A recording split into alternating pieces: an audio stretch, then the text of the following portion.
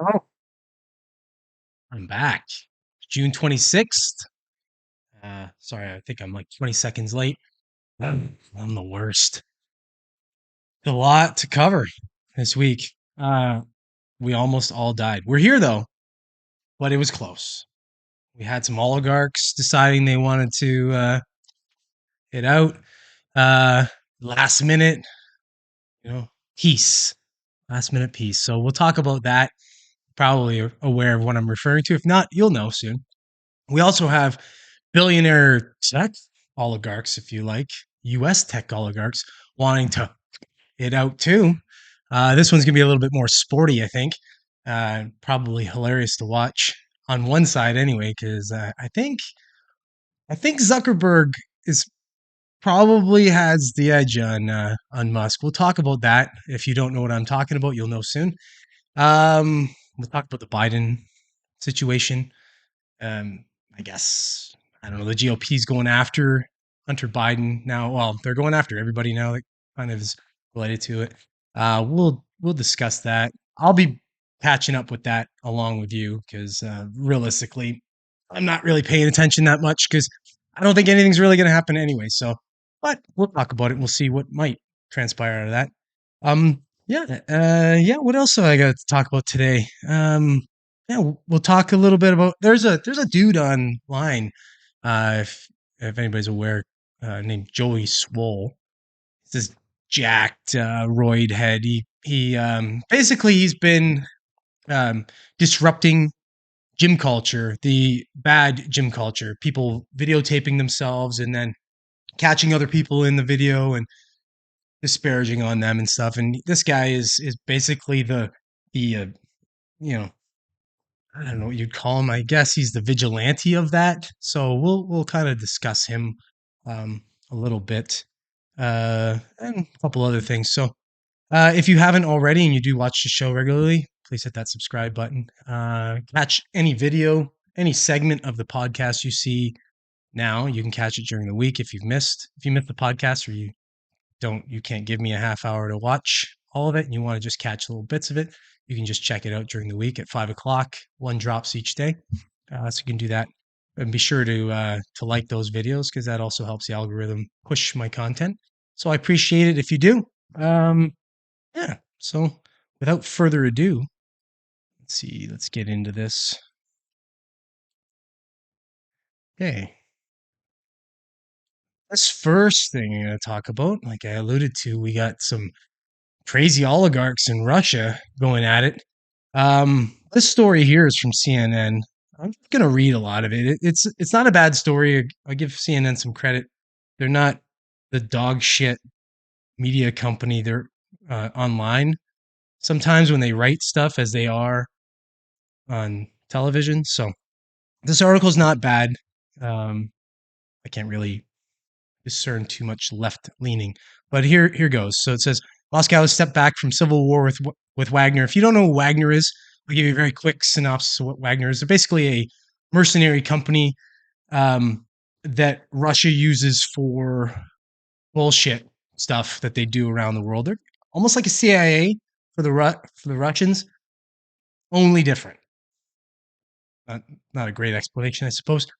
Um, there's a they're like 50,000 strong, so they're an army to themselves. So this was kind of a big deal, them marching on Russia, or it could just could be lies too. This might just be some kind of propaganda thing. Who knows? I mean, it ended just as fast as it started. So here we go. Russia glimpsed the threat of armed insurrection over the weekend, with Wagner Group mercenaries marching toward Moscow as President Putin vowed retribution, all before a sudden deal seemed to defuse the crisis as rapidly as it emerged. The immediate risk of bloodshed appears to have dissipated, but much remains uncertain. Putin must now navigate the aftermath of the most serious challenge to his authority since he came to power over 20 years ago. The fate of Wagner chief Yevgeny Prigozhin, who led the provocative march and seizure of cities along the way, remains murky. So basically, there was a deal brokered. I guess he screwed off to Belarus, apparently, and now they don't know what's going to necessarily happen. And Russia is is supposed to absorb this mercenary army of the Wagner Group. Again, I don't know. It seems like it was this big coup d'etat that was happening, and then suddenly it just as fast as it heated up, it died. So I don't know if this was just a kind of an exercise or who knows. These guys were friends at one point. This Prigozhin and Vladimir Putin, apparently back in the day. He's one of these oligarchs, right? So they're all in bed with each other, figuratively, not literally. Well, maybe literally. Uh, that would just be my opinion. Okay, according to the deal described by the Kremlin and Belarusian government, Prigozhin has agreed to leave Russia for neighboring Belarus. So they don't know where he is right now. Belarusian officials told CNN on Sunday that they had no details on what Prigozhin's status would be in Belarus and could not confirm whether he had already arrived in the country. A Kremlin spokesman also said that a criminal case against Prigozhin for the rebellion will be dropped. So, okay. So basically, he's getting away with this, but there's still the idea that maybe he's not getting away with it. Again, this is all so weird. It looked like it was going to be this massive thing that could bring down the Russian government and then bring instability. And people were afraid that obviously, if the Russian government would be challenged, Putin might, like a cat backed into a corner, might start using his nuclear arsenal. None of that happened. So I don't know. As with all of this, it's like a lot of it just keeps getting blown up, and nothing seems to happen from it. So this is one of those stories that we'll find out more and more as we go. But I just get it doesn't pass the sniff test for me. Something seems a little fishy on it. So could have been just could have been a Russian. This could have been staged, essentially, sort of a Russian stage on this to who knows. I can't even speculate what the reasons would be, but it just screams a little weird to me. But I mean, we should all be happy that it, impending nuclear war has been scathed for, it's been pushed off for a day or two, maybe until the next thing happens. So we all get to live one more day. So in funnier news, yeah, get this article up here. This is kind of hilarious to me. So if anybody knows, Mark Zuckerberg has been, since, if you watch Joe Rogan or you follow Mark Zuckerberg or anything, you'll know that he's into MMA. He's been into MMA now for uh, more than a year, probably 18 months. Red Bull, not brought to you by Red Bull, by the way. Um, but yeah, so he's pretty good. Apparently, he's getting pretty good. Guy has time. The guy has money. He's obviously he's obviously got something like an ADHD or something like that. Something allows him to be, you know, I wouldn't say, I'm not going to say brilliant. I'm not going to go as far to say he's brilliant, but he's focused and driven, and he's all that. So he's decided to get into the or to get into the fight game, and I guess Brazilian Jiu Jitsu or something. Now I guess put it to the test. And what better way to put it to the test than to fight Elon Musk? It seems silly to me because it's not. They're not even the same age group. I think Zuckerberg is. I don't even know, what's he, about 40, something like that. Musk has got to be mid 50s, and Musk doesn't. From what I know, he doesn't train in MMA. But he's the kind of guy that I'm sure if he decided to as well, he would probably get pretty good at it as well. But this just seems like a little bit of a publicity stunt, maybe. Uh, shiny penny, something going on here. Don't watch what's going on over here. Look at this over here, right? So I don't know. It'll be funny to watch if it does happen. Could end up busting. I don't know if anybody that's watching remembers, if you watched the UFC for as long as I've watched the UFC, back in the day when Tito Ortiz and Dana White had a beef, and they were going to fight, and there was big talk about it, and there was they were training and all this stuff, and then it didn't end up happening, obviously. But in this case, could be the same thing.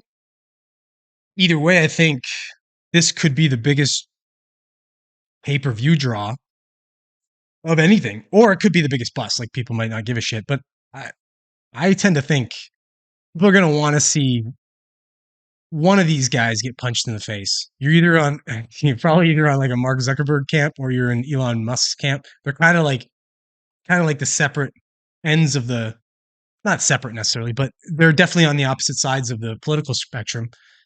So you could say that somebody that was a Zuckerberg supporter or were sympathetic to him would be the opposite for Elon Musk. So I think, and I hate to say this because I would be hoping Musk would win this fight. I don't think he'd have a chance. I think Zuckerberg just will probably destroy him. Either way, it should be hilarious to watch. I don't know who's going to own the rights to this, though. Let's take a look at this article real quick. This is the BBC. So, again, BBC, take it with a grain of salt. Let's see here. So, Mr. Mustang, the octagon is a competition mat and fenced in area used for ultimate fight. Yeah, okay, thanks. Okay, so Musk's 52. I have this great move that I call the walrus, where I lie on top of my opponent and do nothing. Oh, okay, so he's kind of making a joke of it. I wonder if he takes it serious, or if he just, or if he even, or if this is just the thing. Okay, Mark Zuckerberg is 39, so 39, 52, 13 years difference. Doesn't seem like a huge amount, but 39, a 39-year-old guy who's trained versus a 52-year-old guy who's not trained, who's probably trained in drinking, Diet Cokes and eating. I don't know. He doesn't look like he eats all that well. Um, you know, don't shit on me in the comments because I don't know much about Elon Musk. He's probably not going to do all that well against him. Okay, so it says he's already been. Yeah, Zuckerberg's been training in jujitsu, but I don't know of anything of Musk doing any of that. So unless he's going to start training now and get very good, I think he's just going to lose. So, or yeah, I think Musk. Yeah. So yeah. Again, I don't know if this will happen. If it does happen, great, but probably not. Let's be real. Okay, so let's move on to the next thing here. So this is so obviously I would think pretty much everybody's got to know who RFK Jr. is. Robert Kennedy Jr., son of president by the same name. Or was he? Yeah, I guess he president. No, Robert F. Kennedy wasn't president. He was running for president. So John F. Kennedy was president. Both were assassinated. Uh, so RFK Jr.'s been making the rounds. You'd think with some of his seemingly political leanings or even his opinions on different things like vaccines and all this kind of stuff that he would seem like he'd be running for the Republican Party, but he's not. He's actually running as a Democrat. But he's a true Democrat. He's like an old school Democrat. Yeah, the Democrats of now are it's a different party altogether. But he's running for Democrat, but he's doing all the podcast um, circuits, if you will. He was just on Bill Maher. He was on Joe Rogan. He's been on a number of other ones. I'm not sure exactly who. I'm sure he'll probably be doing Patrick Bet David soon. But he's just doing all the different. He's getting as much exposure as he can, knowing that a lot of the stuff he talks about is probably just going to be censored anyway, realistically. So he's being smart about it. He's getting out as much as he can. So I'm going to read this part of this article because part of the heat he's taking right now, obviously, is his position on vaccines, his position on governments, on the government and the pharmaceutical companies being in bed with government and things like that. So it's been suggested that he debate this Dr. Peter Hotez, who was also on Rogan at one point. So Joe Rogan suggested that he debates RFK Jr., this Peter Hotez. on his podcast, and he's never gotten an answer to say yes. But there's other people jumping in on this. He offered 100,000 to the charity of Hotez's choice, and a bunch of people have jumped into that. And I think at this point it's about 2.6 million people have offered, or like $0.6 million now of like donations that people are offering to get him to debate RFK Jr. on Joe Rogan's podcast. Because obviously on Spotify it's going to be pretty much uncensored. He can say whatever he wants. It's not going to be taken down or anything. That's why that's the best platform for it. So here, I'll just read this article a little bit from Forbes. If you've been on Twitter by now, you've heard of Joe Rogan. Duh. You've heard that Joe Rogan tweet challenged Peter J. Hotez, PhD, to come on to his Joe Rogan Experience podcast and debate Robert F. Kennedy Jr. Soon after Rogan tweet issued his challenge, billionaires Elon Musk and Bill Ackman tweet chimed their support of Rogan's tweet proposal. Shut up with this tweet chimed and tweet proposal. Writing Forbes. Musk tweeted. How do you read this? This, despite the fact that Hotez, a world-renowned infectious diseases expert, I'm like, okay, I love it. Let's see if they're just as fair the other way. When they're talking about RFK Jr., that is, the founding dean of the National School of Tropical Medicine and a professor at the Baylor College of Medicine has regularly spoken about COVID-19 and vaccines across many different public venues. All of this brouhaha, or perhaps, oh God, you're doing it again, tweet haha, does raise an important question. Would such a debate moderated by Rogan be fair? Of course. What? God, Forbes. Ugh. Anyways, okay. Would it even be worthwhile, or will it simply further anti-science misinformation? So, this is what pisses me off. When did debate further misinformation? Debates smash misinformation because you have somebody who's clearly lying, who says something, they can't back up what they say, and then under scrutiny or debate, they're destroyed. So smart people can watch that and say, yeah, clearly that person's lying. You can tell by their body language, you can tell by how they answer, you can tell about the fact that they have very little facts to back up what they're saying. So how wouldn't it be worthwhile? Irritating. Anyways, okay, I digress. Rogan's challenge certainly caught the attention of many legit scientists around the world who have known worked with Hotez, including myself. Oh, here we go. Why? So this article was written by a biased douche. Okay, so the June 17th challenge came in the form of a faulty from Rogan. Either you want, or if you claim what RFK Jr. is saying, misinformation, I'm offering 100,000 to achieve your choice. If you're willing to debate it on my show, no time. As you can see here. Okay, so there's the tweet. They went back and forth. There was tweets back and forth. I'll not get into it, but basically, he wouldn't answer, and then Rogan was pushing him to say, like, "Will you debate?" And it was, you would have likened it to. It was basically like when you watch a guy talking tough to somebody, and then the guy who he's talking tough to says, "Okay, let's go, let's fight," and the guy talking tough goes, "You're not worth it. You're not worth my time." Then shut your fucking mouth. Why are you talking so much if you don't want to back it up?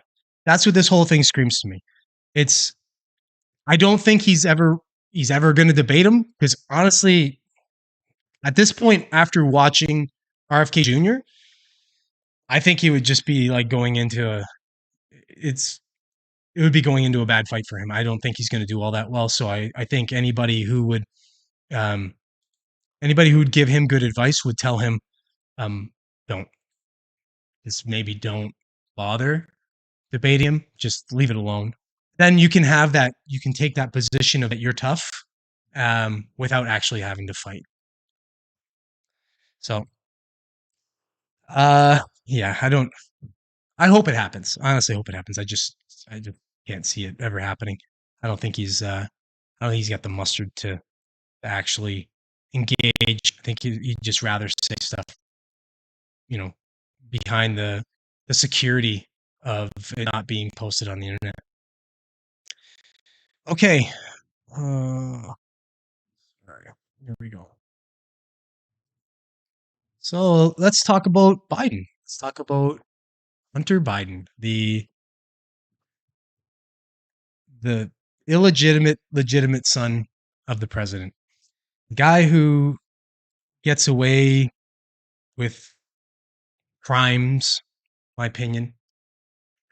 And now the GOP seems to be going after him, or they're threatening impeachment and such. So here's a Reuters, whatever article. I'll read it. It says the top U.S. Republican threatens impeachment probe of Attorney General over Hunter Biden. So, okay, so the top Republican in the U.S. House of Representatives is threatening an impeachment investigation of Attorney General Merrick Garland over the Justice Department's criminal probe of President Joe Biden's son, Hunter. House Speaker Kevin McCarthy tweeted on Sunday that U.S. Attorney David Wise, the federal prosecutor appointed by Republican ex-president Donald Trump, I don't know how they got to put that, whatever, and overseeing the investigation, must answer questions about whistleblower allegations that the Justice Department intervened in the case to protect Biden's son. If the whistleblowers' allegations are true, this will be a significant part of a larger impeachment inquiry into Merrick Garland's weaponization of the DOJ, McCarthy said. Hunter Biden has agreed to plead guilty to 2 misdemeanor charges of willfully failing to pay income taxes and to enter as part of an agreement that could avert conviction of a gun-related charge, according to court documents filed last week.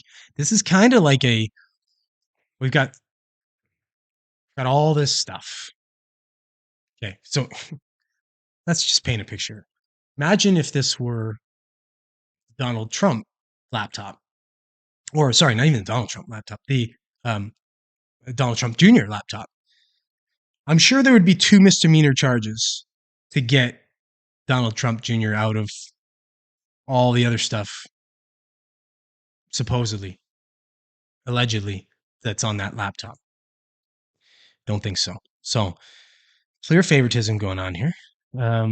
But this is kind of like, this is what I think is the theater of government. This is the theater acting like they're actually up to something, but they're probably not.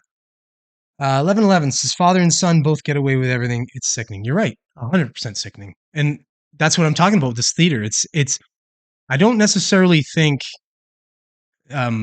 this is just a Biden thing. I think this is an everybody else but Trump thing. Trump is the only president that I've ever seen attacked as much as he's been attacked. And again, I'm not a Trump supporter necessarily. Maybe he deserves some of it. So, but it's, if it were consistent, you saw it being consistently done between different presidents, you'd say, okay, well, that's fine. That's what we do. We go after everything, but we don't, or they don't. So it's a clear bias towards this government versus the last government. I just think this is a theater. I think it's the theater. I think the GOP is going to act like they're going to do all this stuff. There'll be an impeachment and all this. Ooh, and we're all supposed to be like, yeah, look, that's government working. That's not. They're all in bed with each other. They're all, it's just, they're all part of the same soup, and they're all just working with each other's deals. There's quiet deals made, I'm sure. Again, this is all speculation. I've never been in government, especially U.S. government. So I'm sure that they're all, spin the handshake. Hey, okay, we're going to do this. No problem. Don't worry about it. We're not. This is just play. This is just play. This is the theater. We're gonna act like we're really gonna do something, and everybody's gonna think that this is the time. This is when people are gonna go down, but nobody's going down for anything. Especially not these. I wouldn't. I use the term Teflon for Trump. So I don't know. What do you call these guys? Like oil? Excuse me. I don't know. Yeah, slick. These slick guys. I don't think anything's gonna stick. But we'll have to see. We'll have to see if I hope to be wrong. Honestly, I hope I'm wrong on this. I hope this is the time where they finally decide that enough's enough, and they're going to actually go after somebody and make an example of somebody. But I think we're going to need somebody a little bit more, a little less detached from said swamp. And that might not even be Trump, somebody else. I won't name any names. Okay, so let's get off politics here a little bit. Talk about what I said I wanted to talk about. This dude here. If you've been on the internet for 10 minutes, you'll know who Joey Swole is. Um, he's getting quite big, and because this whole gym culture thing is getting quite big, as far as people filming themselves in gyms, people finding it quite irritating, um, and just it's some of these videos have gone viral enough that they're making a guy like Joey Swole popular, because if you watch anything he talks about, he takes the very logical sort of approach, the very common sense approach on things, and he takes the ethical and nice approach on things. Where I just think he could be meaner, my personal opinion. I'm sure he is very what's the word I'm looking for? He's he doesn't put anybody off. You know, you watch him, you go, oh, that's a nice guy. Even though he looks like his steroids take steroids. Like he is just he's got the right name, Swole. I'm sure that's not his actual name. I'm sure it was some kind of weird name that he gave himself somehow. But so this article here, this is this was okay, let me see. There's been so many of these where uh I don't know what that is. This article right here, I know this one. This guy was watching. He was just looking over, and you know maybe he was leering a little bit. Who knows? At this girl filming the so yeah okay maybe he's a bit of a dink for leering, because you from looking at that image right there of his face, he looks, you know, if I had that guy looking at me, I'd be a bit like creeped out too. But you're filming at a gym. I don't know when we became so narcissistic that we decided and we allow each other to do these kinds of things. You see, people sometimes will film. I've never personally witnessed it, because if I did, I'd probably make somebody eat whatever they were filming with. Anybody filming in a change room, but you see it happen online where you see a guy he's filming himself in a mirror in the change room. Have we lost our minds so much that we think this kind of shit's okay? I don't understand. You set up a camera and in a public place like that, you're catching people unwittingly. They don't necessarily want to be on your camera, and you're catching them doing things that might look bad, like this guy. His face there looks pretty creep, but you can dress it any way you want, as we know by any kind of video, whatever you want to spin, whatever you want to spin it, you want to edit, whatever you can make it look whatever way you want. But this guy, Joey Swole, will actually combat these cards. The problem is it's like the news media, right? They put out a story and the story's false and it gets a bunch of traction. People believe it because it's the first they heard, and then somebody comes, or there's a retraction, or somebody comes and gives new information to it, and it's disproven or whatever. Too late. It's already in the minds of people. In this case, some idiot posts the video about this guy, disparaging on this guy or gal or whatever the heck they're disparaging someone about, um, and they get, you know, 5 million, 10 million views on the video. They're just getting rewarded for that bad behavior. So the fact that this Joey Swole guy comes in and calls him out on it, I applaud it. That's cool. But is it really helping? Is it really doing anything to stop this bullshit gym culture that they're creating? Probably not. And realistically, well, I mean, good for him, I guess, because he's created a channel for it. But I will sing his praises. I do like him. I think, you know, although it might not be doing anything, at least it's like counter to the bullshit culture. And hopefully he gets enough traction that people will actually push back on these tards in the gyms that are doing this kind of shit. I just want to see I want to see videos of people like, you know, smashing someone's camera in the middle of the gym, or gym people coming up, the workers, whatever, come out and saying, no, you got to go, like, we're revoking your membership, and just kicking these people out. Just put an end to this shit. We don't need to see you working out in the middle of a gym. Do it at home, set up your camera and do your own shit. And then stop making fun of people that don't know what they're doing at a gym just to get a bunch of, likes and reactions on your videos. Okay. Well, yeah, that's enough of Joey Swole. But yeah, if you haven't seen him, there he is right there. You can see this isn't even really that picture of him is doesn't even do him justice. How much steroids he's had in the last little while. I think he's gone a little crazy. So okay, so the last thing we all know by now, anybody watching, you know that I love Clown World. Clown World on Twitter. I'm constantly putting these guys. If you haven't if you haven't caught Clown World yet, if you haven't checked them out on Twitter, go check them out. It's funny. The stuff it's funny and irritating, some of the stuff that they post. So I've got this one queued up here. I'm gonna play this video here.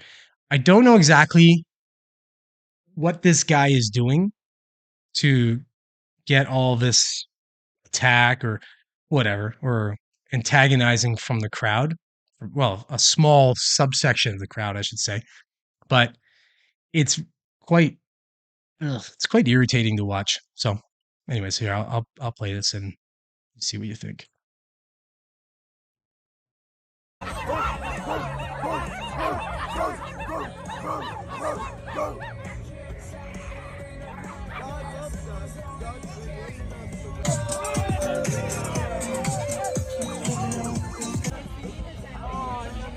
I know he's reading messages.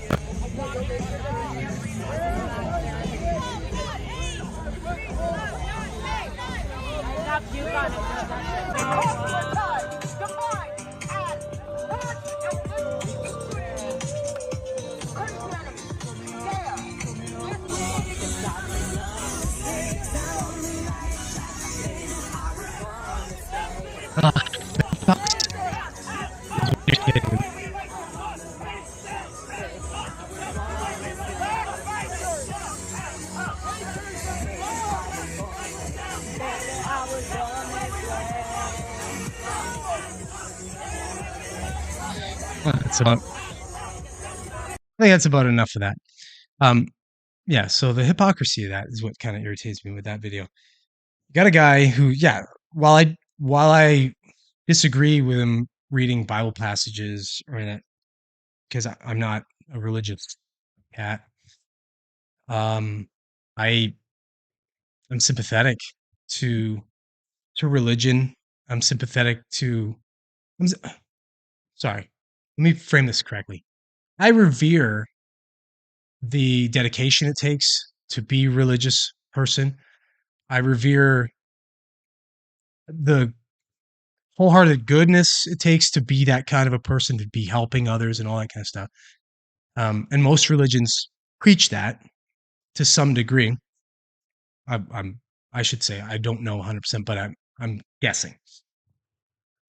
Now, these people that are in this pride parades and marches and whatever you want to call this, they're trying to preach love and acceptance of everyone. Why don't you love and accept him? Because he disagrees with your position? Are we not supposed to just or should we all agree with each other all the time? Is that how it works? And if I don't agree with you, you're allowed to harass or, you know, whatever. I mean, it was mild. It was like they were just messing with him, essentially. Thank God no one was hurting him or anything, but we've seen a lot of cases where people will hurt each other doing stuff like that. Shouldn't they be the ones that are preaching love and tolerance and acceptance to not be doing any of that kind of stuff? Especially filming it. I don't know who's filming it. The guy that was sitting there looks like he might, you know, this is my guess. He might be a little bit touched. So he's, because just the way he's reacting and stuff doesn't look. It just doesn't. He doesn't look combative for one thing. So he just looks sort of strangely convicted in what he wants to say, no matter what they're going to do to him, sort of thing. But this is the kind of stuff that I don't know. it's hard to get behind a movement that is trying to think how to frame this correctly, that has holes in that regard. You can't be just like the guy who's preaching, quoting look like from the Bible. I'm just guessing. It looked like he was quoting, and the one guy looked like the guy that was barking at him looked like he said something about God loving everybody or something like that. So I'm just guessing that was the Bible that he was reading from. Um, just like him, kind of preaching intolerance or trying to.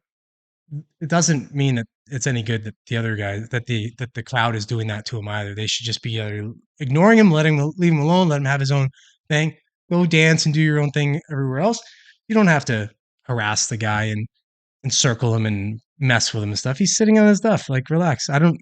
Maybe hopefully they didn't hurt him or anything like that, but just just silliness altogether. That's it. That's all I got. That's all I got this week. That's all I can handle. I think my heart is hurt from billionaires wanting to fight. It's, you know, can't they just play nice in the sandbox? If you're an oligarch and you've got billions of dollars and control of people, why don't you just play nice? If you're billionaires who control tech platforms and rockets to space and stuff, why do you want to fight? Why don't we all just love each other? I don't understand. But at least one is going to end up with a couple people getting punched in the face. The other, could end up a lot worse. So let's hope the oligarchs can play nice in the sandbox and let the other billionaires scrap it out.